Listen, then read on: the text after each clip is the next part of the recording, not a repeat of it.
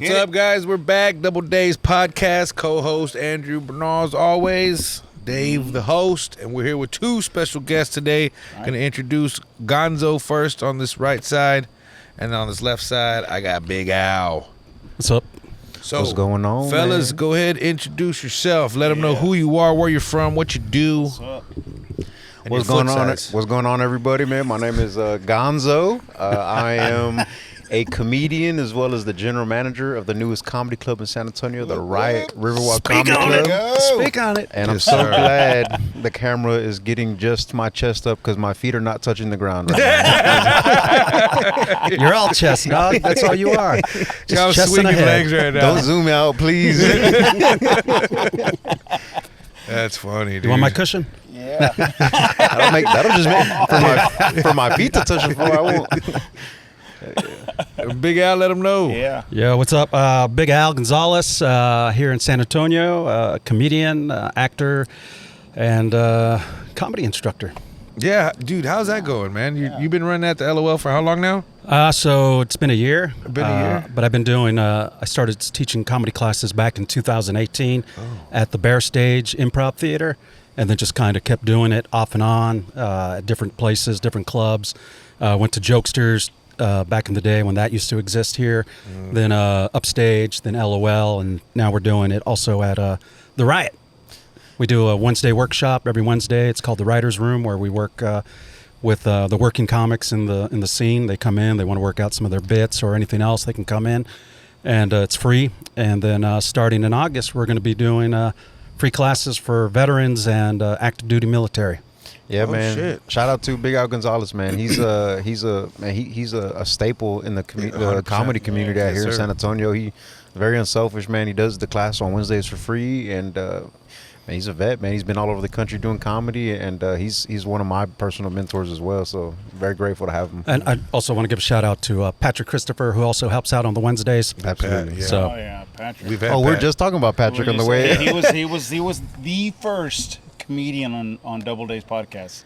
And So I had he got it asked. started for us. Yeah, that's what I had asked. Like, what made you get into podcasting? And that's how you brought up Pat, right? Yeah. He well, just a story, but he's the one who actually helped us get started. He, helped towards bring in some the more, comedy scene. Yeah, towards the comedy scene. He's kind of like bringing in, hey, try my buddy here. I'm gonna give them their contacts, and then that's how it kind of grew. But so, shout out to. well, that's cool, man. Pat. So it's been. So it's that been that good. got you into the comedy world yourself. Yeah. That's cool, Pretty man. much, So how long's that been?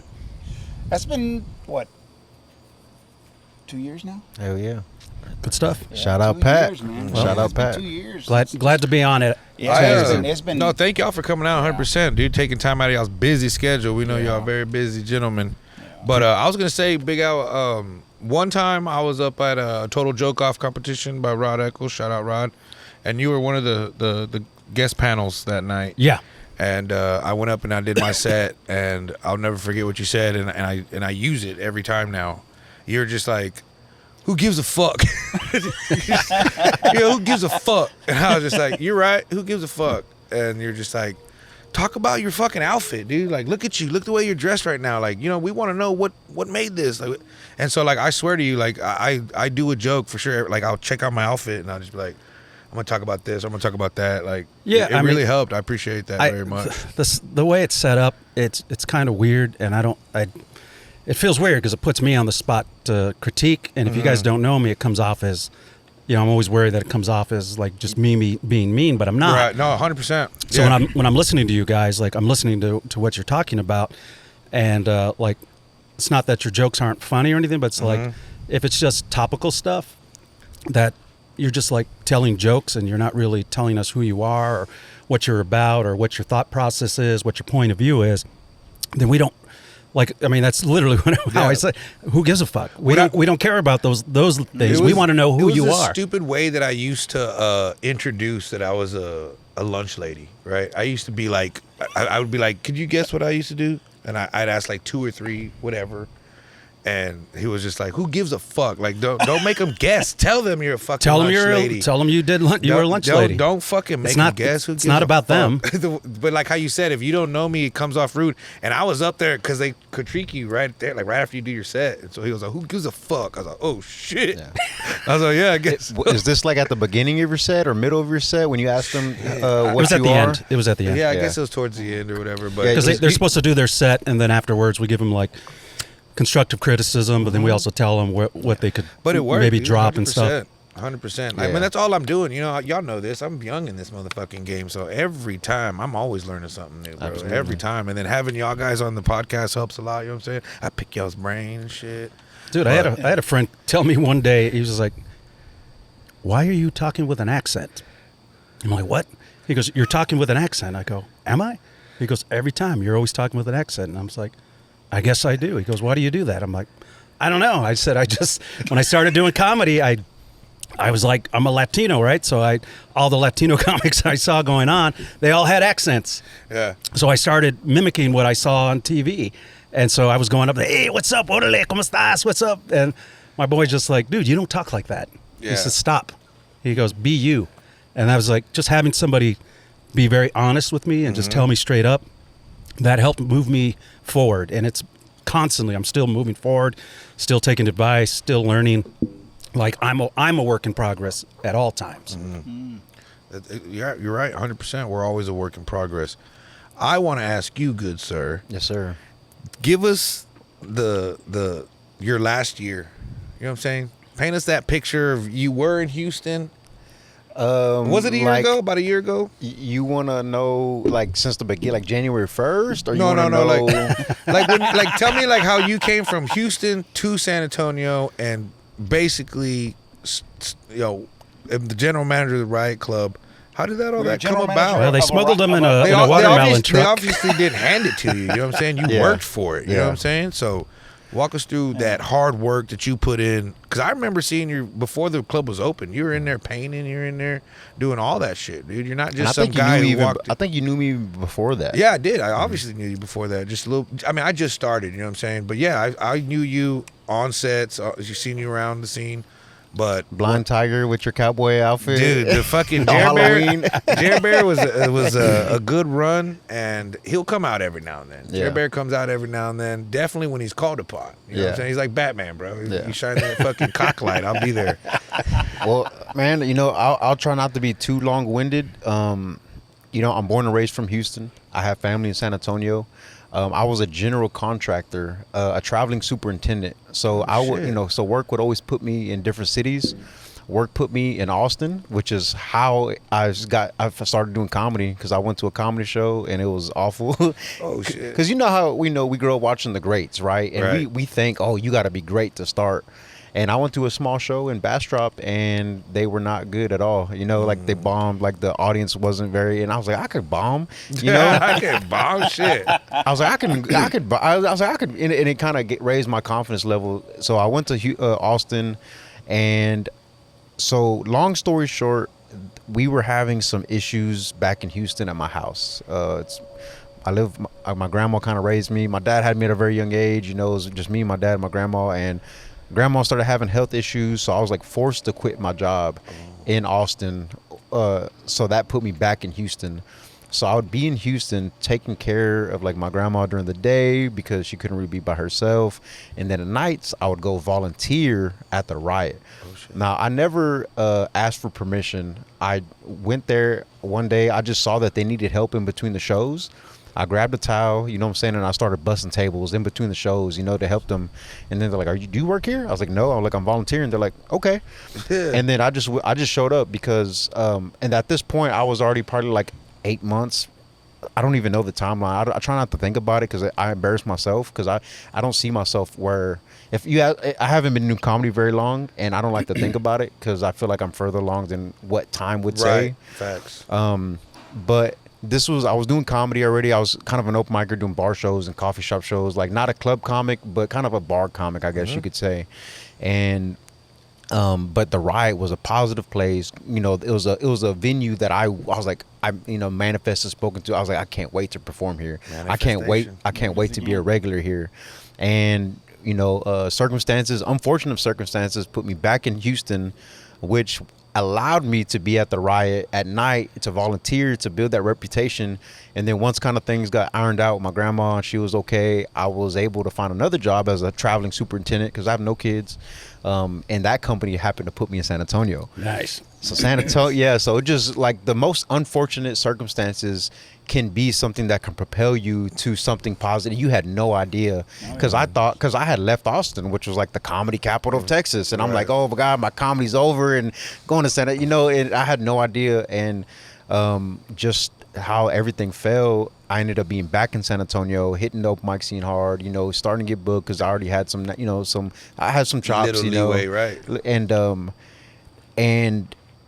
next thing you know, the founder of the Riot, the owner, Brian Gendron, shout out to Brian Gendron, he just messaged me one day. He's like, hey, are you in San Antonio? Because even then, even me being back in San Antonio, I was driving to Houston to still check on my grandma. And I would still on the weekend, and I didn't have no bookings during the weekend because I wasn't that kind of comic. So I would spend time with my grandma during the day, still volunteer at the Riot, and still be back in San Antonio on Mondays to Friday to run my construction projects. And then one day Brian just hit me up. He's like, hey, are you in San Antonio? I was like, yes, sir. He's like, hey, I want to run something by you. Let me give me a call. And what started off was like, hey, can you build the stage? Because, you got in my truck today. I have tools. I'm very handy. I've done construction my entire life. Brian was like, hey, can you build a stage? I was like, yeah. And then, he would just give me tasks and I would just do them. And like the deadline and the timely matter he'd want me them to. Right. And then next thing you know, I'm sitting in vendor meetings with alcohol, the specs, and like, meeting the hotel, like, the hotel, like GM. And I'm like, and then I kind of threw it out there, and it's so, cause he never appointed or gave it to me, but I was like, yeah, I'm the GM of the Riot. And then I kind of said it, and we looked at each other, and he just like, yeah, and I was like, yeah. So, I just ran with it, man. And I built the stage, painted the walls, painted the ceilings, installed the TV, speakers, lights. You know what I'm saying? Like, did it all. That's how you do it, dude. It's everything you manifested. Create your own opportunities. Because we believe in, me and Dave here, we're big manifestors, man. We believe in that shit 100%. Yeah. I believe in. I don't believe in manifestation. I know manifestation is real. Oh yeah. Yeah, there you go. Because the thing is, look, the God, universe, whatever. In my experience, it doesn't tell you no. And but the thing is people oftentimes you manifest the bad too. Your worry is negative manifestation. Yep. Your anger, you know what I'm saying, the energy you put out. So whatever you focus on grows. So if you can choose what you focus on, then that's what's gonna happen, and because I honestly couldn't tell you if you would have asked me a year ago, because we haven't even hit a year in the club. The club's still 8 months old. If you would have asked me a year ago if I would be the GM of what's some people would consider the #1 comedy club in San Antonio, yeah, 100%. I'd be like, you fucking. I was like, how? I wouldn't understand. I couldn't see a path, but God, universe had better plans for me. The path was always there. You just had to walk on it. Yeah, absolutely. Yeah, that manifestation, boy, is crazy. I wish I knew that when I was younger. I didn't realize it until probably my late 40s, maybe. Yeah. What are you dead? Started figuring out like everything that I his third eye open. Yeah, everything that I knew I was gonna do, I ended up doing it, and I was like, what is that called? How old are you now? 60. 60. So at 40, like what triggered it? Like what made you realize when I moved to San Antonio. Yeah. Okay. When I moved to San Antonio, that was the beginning. That was like, okay, wait a minute. I said I was gonna move back to San Antonio. Like what? And then I said I was gonna do this and I was gonna do that, right? All these things, and I was doing them, right? And it's just happening. I don't know why. We had a AJ. AJ Rivas. You know Rivas AJ? Here. Sounds familiar. He dresses in drag. He kept He's a comedian. He kept saying, I'm blessed, I'm blessed, I'm blessed. And this is off camera, right? And I told him, I says, it's not that you're blessed. I mean, I get that, right? But you actually created what you're putting yourself in those opportunities. You don't even know it. I used to be the same way. I used to be like, oh, I'm blessed. Somebody watching over me and all that shit. Nah, dude, you're creating that shit, man. It's just happening. I mean, you just put yourself in the right positions. That's all. I mean, once you're focused, once you're mentally focused, you start seeing the path. Yeah. I mean, that's what it comes down to. Like you said, I want to do this. And ever since you said that, everything that relates to that starts to get in focus, right? Oh yeah. And so it's like the horses that walk up and down, downtown. They have the blinders. They only see What's see in this. front. You That's took the right. blinders off, and now you see everything. You see everything. You man. see everything. When ACL started, I used to go set up all the cows and all that stuff up there. Cows sell on wheels. And this was early on, right, at the beginning. And they would have some parties before, right? So they'd have like, what's that, Hoobastank or whatever you call it. Hoobastank. Yeah, I haven't I heard don't that. know. It's fucking banned forever. You know what I'm talking about? Yeah, So I these know groups, Hoobastank. right? They would have these little parties, right? And obviously, you had to, show credentials and stuff. And I told this buddy of mine that was with me, I said, man, I'm gonna go in there, dude. It's free beer, free food, man. I'm freaking hungry. I'm gonna just walk in. And they go, how you gonna do it? I said, I don't know, dude. Watch. And I just walked in, and I'm thinking in my head, how am I gonna get in here? And these people are just looking at me, and I just go, hey, and I just walked right on. Like you saw somebody, hey, friend. No, I just pretended I knew somebody in the back. 100%. I thought, hey, and I just walked in. Hey, Just like you belong. I feel like if you walk with enough confidence, man, and you act like you belong, eventually. That's what it is, And man. I think that's part of it. I think that's part the of old it. that's the old mind. So there's two mindsets. They say fake it till you make it, right? I call it act as if, right? I'm not faking anything. That's who I am. Act Right. as if. Yeah. Act as if you're already where you want to be. So if you already have the mindset that you need to be there or you should be there, nobody's going to question it. Yep. And you can walk into any door and it'll be open for you. And that happens all the time. Like I've gone to festivals where I don't even have credentials. I'm not even on it. And I just walk up and it just happens, Right. Either somebody recognizes you or, you just look like the person who should be there because you feel like you should be there. Yeah. Yeah. And dude, I've walked into multiple festivals like that. You- Moon you- Tower. I just walked into Moon Tower like I owned the place, and nobody questioned me. I just walked in with people I knew. You ever get, hey, I know you, man, from somewhere. I've seen you before. Yeah. Nah, dude, you never seen me before. You don't know me. But it's something that you're putting out to that person that you're meeting, man. It's an energy. It's an energy, man. I Yeah. remember going backstage to I forgot the band's name. We went to the back, and the guy's there, and he's like, I said, oh, I'm breaking down. And I just walked in, dude. I don't know what I'm breaking down. I'm breaking down. You're like, oh, he knows code words. He's good. Dude, we went back there and got stupid drunk and everything, man. But, I mean, yeah, it's just that easy, man. But, you just got to have that. Whenever I think about manifesting, back to that, I think of it like, what they say, tunnel vision. Mm-hmm. So tunnel vision is just like you said, blindsided. Focus on your goal. You know what I'm saying? But tunnel vision is a flat end, and it seems so far away, right?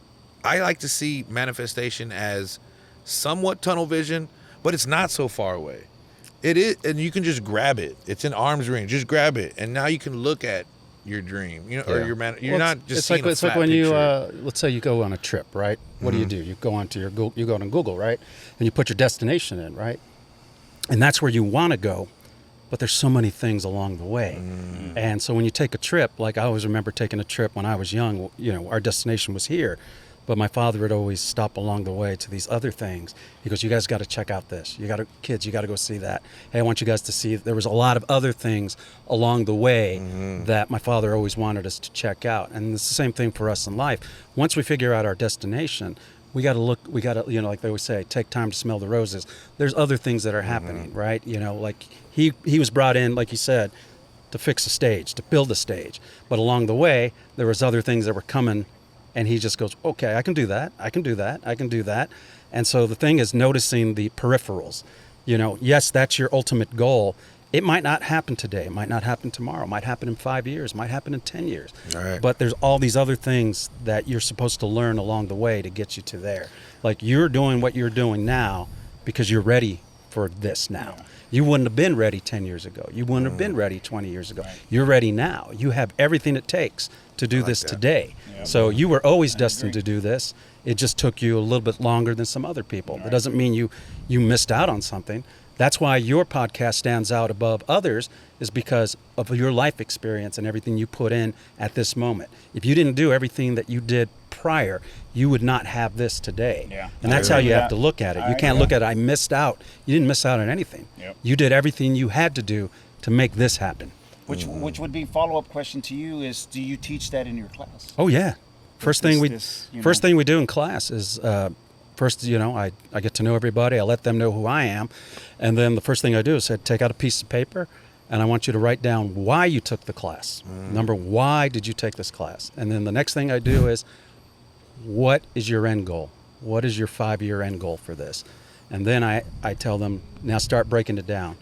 What do you got to do in 4 years to get to that 5-year goal? What do you got to do in 2 years to get to that 4-year goal? What do you got to do in 1 year to get to the 2-year goal? What do you got to do in 6 months? What do you got to do in 2 months? What do you got to do every month? What do you got to do every week? What do you got to do every day? What do you got to do every day, every hour? So you start breaking it down. So to get to 5 years, you have to do something every hour, every day, every week, every month, every year, until you get to that point.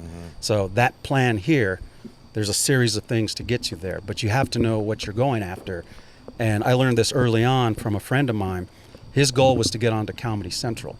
Kevin Kami, a really funny comic, works with Frankie Quinones. His goal was to get on Comedy Central. He got Live at Gotham. He got it.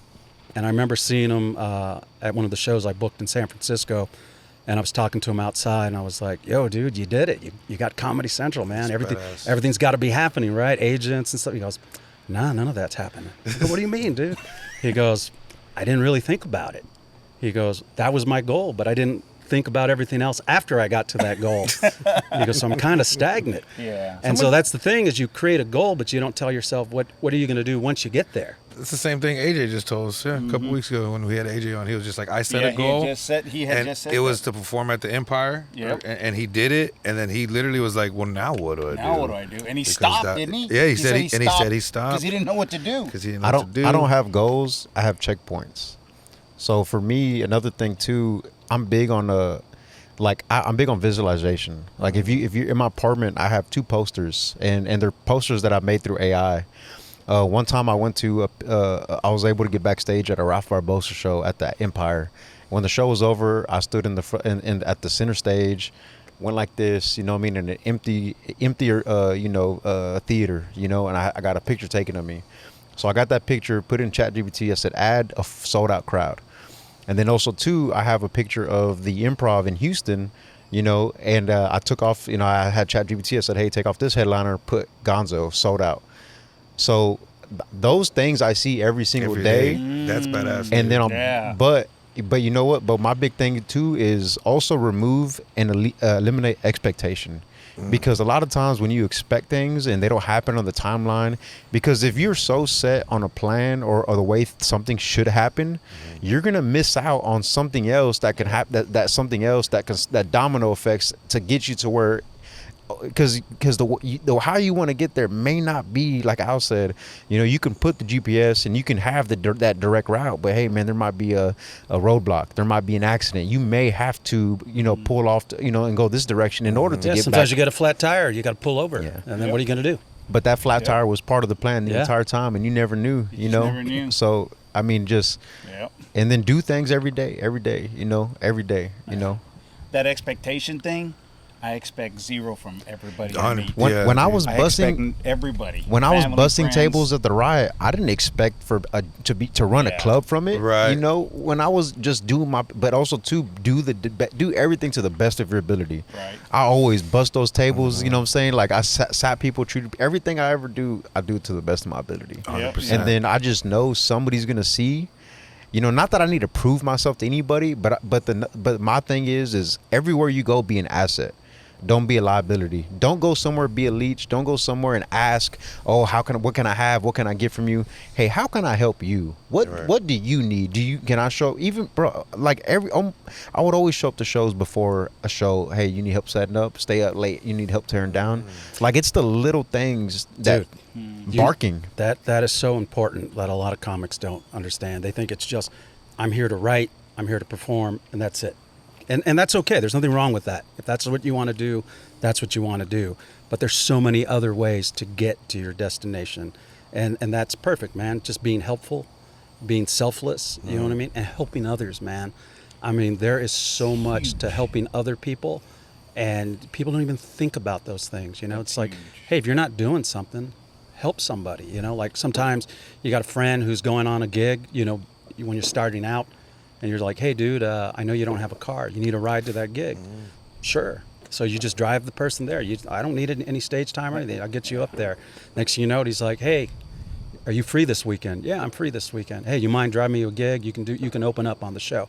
Yeah, I can do that. You just start helping out in ways that you don't think about, you know. Barking. Like I remember I used to live in Hollywood Boulevard, and my friend ran a show across the street at Hooters, and I used to work across the street at a souvenir shop in the morning. And I would sit there and bark for the souvenir shop. And this guy who was in the comedy scene, he worked there at the shop with me, and he introduced me to this guy Guam, who walked the block, and he was promoting the show across the street at Hooters. Well, they asked one day, they go, hey, you want to check out the show? I'm like, yeah, come over. So I went over, checked it out, and I was like, oh, this is cool. One of my boys was performing there, Joe Bartnick. And I was like, oh, that's so cool. You guys know Joe? They're like, you know Joe? I'm like, yeah, dude, we go back from San Francisco. They're like, that's cool. Next thing you know, I'm watching what they're doing, and just like Gonzo was saying, I'm just like, oh, I see what you're all doing. So I just started barking, and then the guy came down who ran the show. He goes, what are you doing?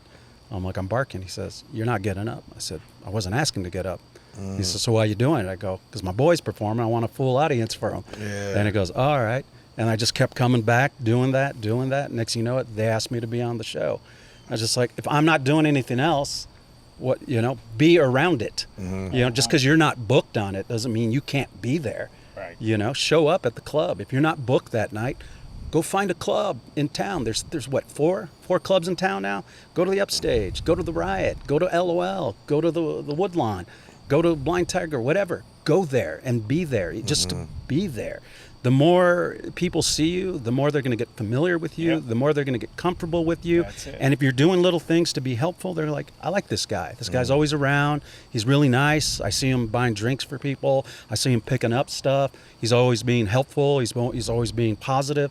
I want this person around. And next thing you know it, you're getting asked to come in and do a set. You're being asked to do this, do that. And there's so many comics that'll be like, that's not my job. Why should I help? You know what I mean? Fuck that. I'm not going to kiss nobody's ass. Like, man, you don't understand the power of networking. You don't understand the power of just being a helping hand, you know? Yeah. At all. And but it's their lens. I believe a lot of that, the giving, right? The helping, the universe, God, whatever you want to call it, right? It comes back, man.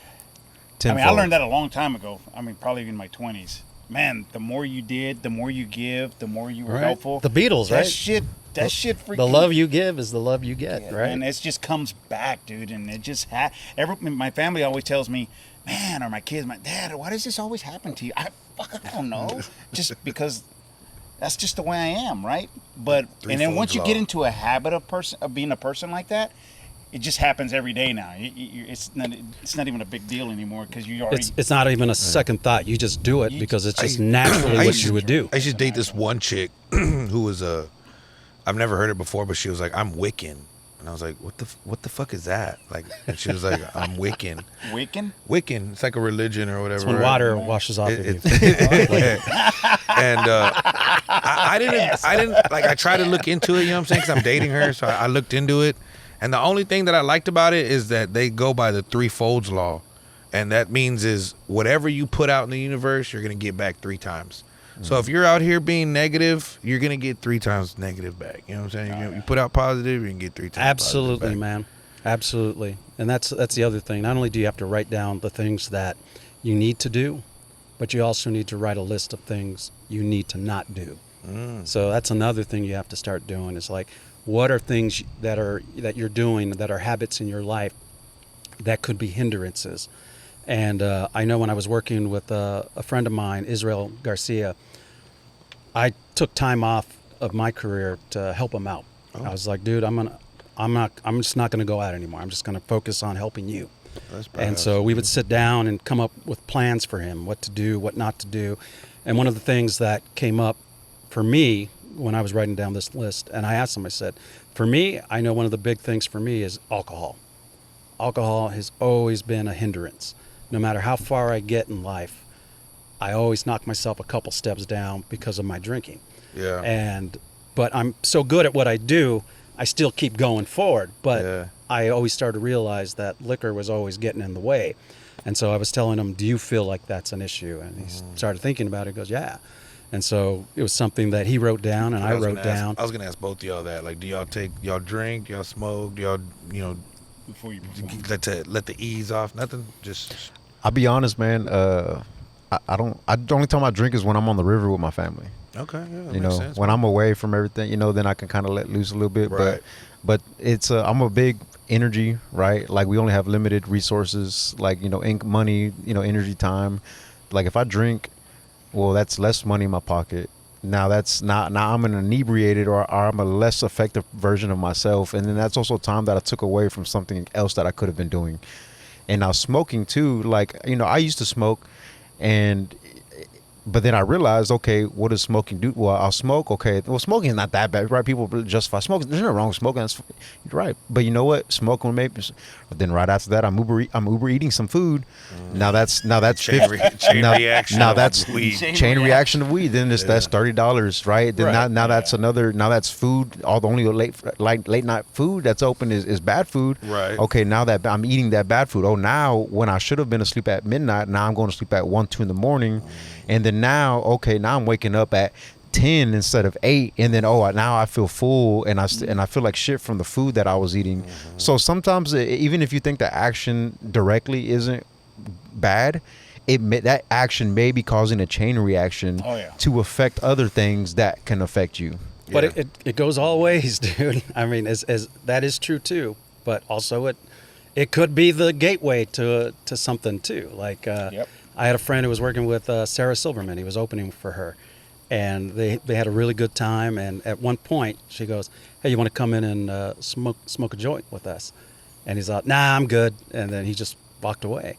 And then it was like a year or two. It was a couple of years later. She came back, and he got to open again. But this other dude was featuring, and he started talking to the feature. He goes, "Hey, it was a pleasure working with you." He goes, "Hey, I just got to ask you, how did you get this gig?" And he goes, "Yeah, I worked with her one time, and she asked me if I wanted to smoke with her." Yeah, and I did, and we got along, and she brought me on the road. Now, so I'm gonna be honest. If Dave Chappelle asking me to Sarah smoke, Silverman, Dave Chappelle. I'm smoking. That's 100%. different. Me being home by myself, you know what I'm saying, is one thing. If Dave Chappelle, you know what I'm saying, if Chris Rock, whoever, man, would want to. Nah, You never know, dude. Like it's these Don't little doors and windows get open to you sometimes, and you don't see it. And again, maybe that wasn't his turn. Right. Maybe it was that guy's opportunity, and he didn't take it. And that doesn't mean anything wrong or right. But again, there's so many different routes, right? I mean, if you want to get to the other side of San Antonio, there's 100 ways to get there. You can take side roads, access roads, the freeways. You can take the 1604. You can take the 35, the 410. Right? There's so many different ways to get to your destination. So it all depends on the things that you're willing to do and you're willing not to do, which is also another thing to think about when you're doing something. It's like, what am I willing to do, and what am I not willing to do? And like you said earlier, some people say, well, I don't want to kiss ass. Well, there's a difference between kissing ass and being helpful and being selfless. Kissing ass is just being a yes man and saying all the right things, right? You're not actually doing anything. All you're doing is just being. And I could smell that. I could smell that. You know what I'm talking shit. about? I could smell that from a mile away. It's disingenuous, and you can sense it. You've been around enough people. You're like, that's not genuine. Yeah. I always ask this question randomly. I'll ask, do comics really truly have no I mean, they have no limit, and they don't have no limits of what they can say. Do they truly? You want to take that one first? Because I'll tell you what my thought is on that. I can't speak for everybody. I can only speak for myself. And we just talked about the energy you put out as the energy you get back. Every joke that I say comes from a positive place. And 90% of my material is my life story that I've punched up and tagged up. I'm not a big political person. I don't pretend to know everything. I'm not gonna, and I refuse, and I will never speak on something that I don't know about because I'm not, I don't want to get caught out and look dumb. Right now, free speech, right? Comedians were the purest form, right? I understand, like, we're comics and get away whatever because but there's also a difference between saying something very clever and wording it and phrasing it and even like the way you phrase something a certain way to where you can deliver something that's like, damn, that's so fucking clever, where you can make fun of something that's a serious topic and it be funny. Absolutely. And then there's a difference between just fucking saying something of shock to get a reaction. Now, I believe if you're good at your craft, you can make something that's not funny. But then I also think there's a lot of people that are not good at their craft that try to make things that are not funny, you know. But for me personally, I do a lot of self-deprecation. I talk about my childhood. I talk about growing up in the hood. I talk about, being in the military. I talk about dating. I talk about things that are relatable to me. And that's how I build a connection with my audience, by being relatable. I don't know shit about Israel and Russia. I don't know nothing about none of that. I don't. That's not your thought process. Israel's bad. I know that. I don't know anything about. I don't know. You can say they're bad, but then somebody else can say they're good. I don't know. Yeah. So to answer your question, I think it depends. Like, are you working hard enough to make that topic funny, or are you just saying something because it's a hot topic and you just want to get? Yeah. I mean, absolutely, dude. Like, just because you can say it doesn't mean you should. You know what I mean? Ultimately, I think when you're doing comedy, you joke about stuff that you actually care about, things that you feel something for, whether it's something that makes you angry, something that makes you happy, something that you notice and you're like, why does this always happen? Everything you talk about, there's jokes that are just topical, just up here, right on the surface. But then there's the deeper stuff, which has a connection to you. And you watch a comic, you're like, hey, that guy was really funny, but like, you don't know anything about him, right? They made you laugh a lot, but at the end of the day, you're not really thinking about him. But then you go see another comic, and maybe he didn't get the laughs per minute that other guy got, but you're listening to him, you're like, I like what he just said. I like how he said it. I feel connected. I feel like there's something more I want to know about that person. Do you know what I mean? Yeah. Do you think there's tiers? Like, Dave Chappelle can say pretty much anything he wants to at this point, right? He can, Chris Rock can say pretty much anything, right? But if you're a starting out comedian, you probably don't want to mess with material that these guys are talking about, right? I mean, because then you're just going to get, I'll say canceled, but you're just not going to be. Well, you don't have the skill set yet. You don't have the tools. You don't have the mental state to talk about certain things yet. You can talk about it, but you don't know how to make them funny yet. Well, so Dave Chappelle can make things that are not funny, like racism. Like one of my favorite sketches of all time is the blind white supremacist. Always. There's nothing funny, right, about KKK and white supremacy. Clayton But Bigsby. Dave Chappelle made that shit hilarious. You know what I mean? So like, I think that just goes back into, are you skilled enough at your craft, which is what I was saying. Are you skilled enough at your craft to make something not funny, you know? Do you ever write a joke down and then you go and do it on stage and it doesn't hit, right? But when you thought it and you wrote it, you were like, that's hilarious in your head. But it's because you know what you're thinking, but you don't have the skill set yet to make it funny. So like, I have all these books where I wrote thoughts and ideas and stuff, and I try to make it work, and it just doesn't work. But then I just put it aside.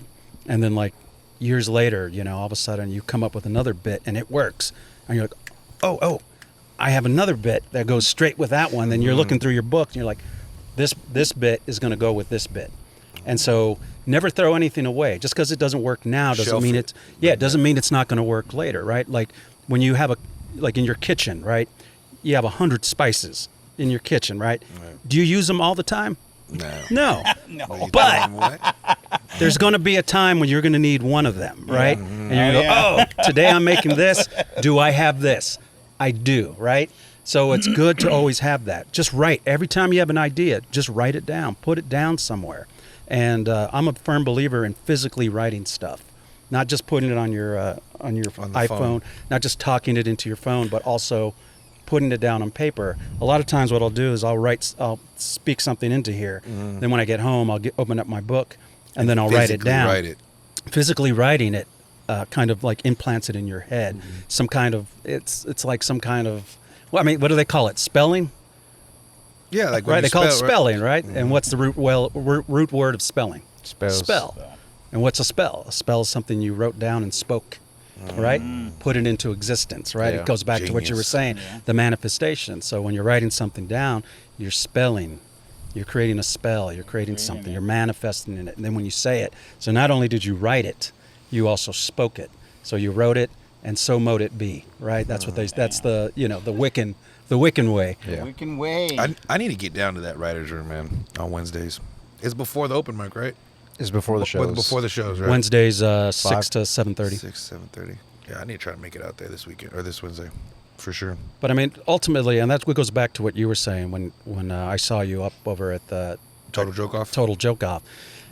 It was about, I wanted to hear your story. I wanted to know about you, because That's I'm looking exactly at what you you and told me, I I'm remember. like looking at you. I'm like, there's more to this dude than the stuff he's talking Yeah, about. dude. Like the stuff you're talking about, I'm like, all right, Right. it's funny, but like it's not personal. Like I took your advice and ran with it, dude. 100%. 100%. a lot of people will take what I say as harsh, but it's just like, I don't know any other way to put it. It's just bluntly sometimes. I will help you get straight to the meat and potatoes. He's great at it. Yeah, I think that being straight up to people, especially if you care about them and you've met them and they seem, hey, it's a pretty good, you Yeah. want to kind of tell them, hey, man, that really. At the time, I was shocked. But, What happened, but man? I mean, like soon after, I was just like, he's 100% right. You know what I'm saying? He's obviously a vet in the game. Like, I'd be a fool not to listen to him. But I mean, it's also a And- Latino thing too, right? I mean, we're very blunt, right? Yeah, That's 100%.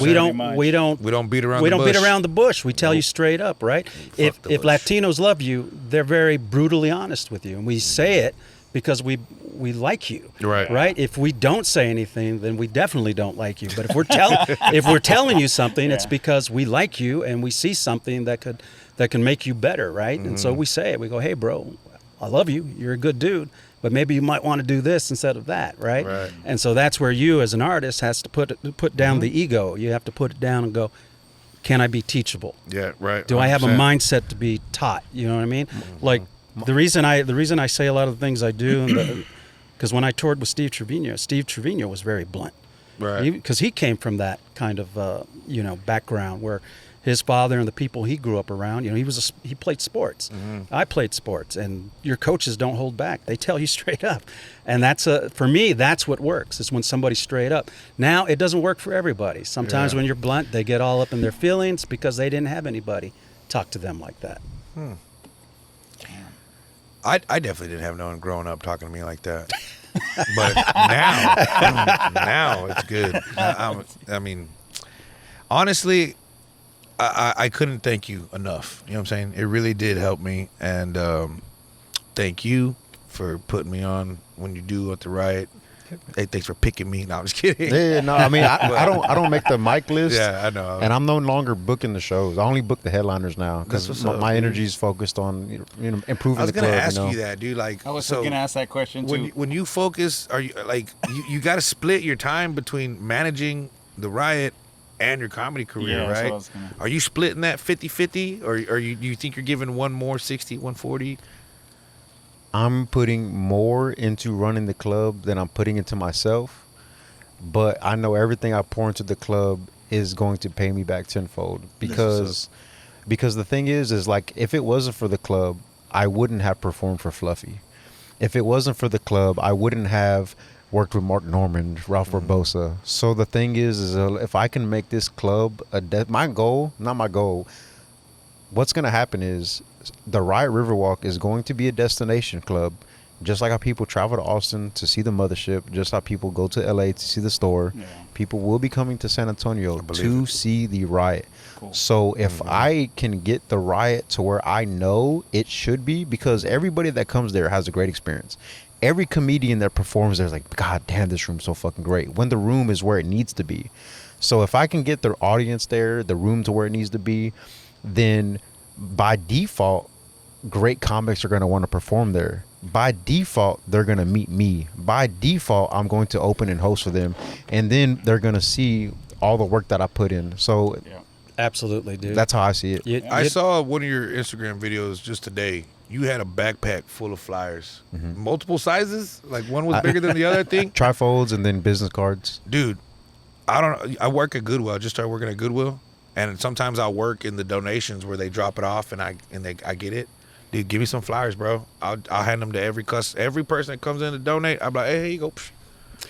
What were you gonna say, Al? I was just going to say something that people don't realize, or maybe they do, but it's something I noticed. The Riot became the workout room for the local scene, and one thing we didn't really have here was like a straight workout room for everybody, everybody. And the one thing that this man brought that didn't exist here before was this camaraderie that other scenes have, right? You know, you go to LA, you got the Comedy Store, you got the Laugh Factory, you got the Improv. They're all within just a few minutes of each other. You know, you can literally walk to all three clubs, but they have a system, they have a workout, you know, where you can go in and work stuff out.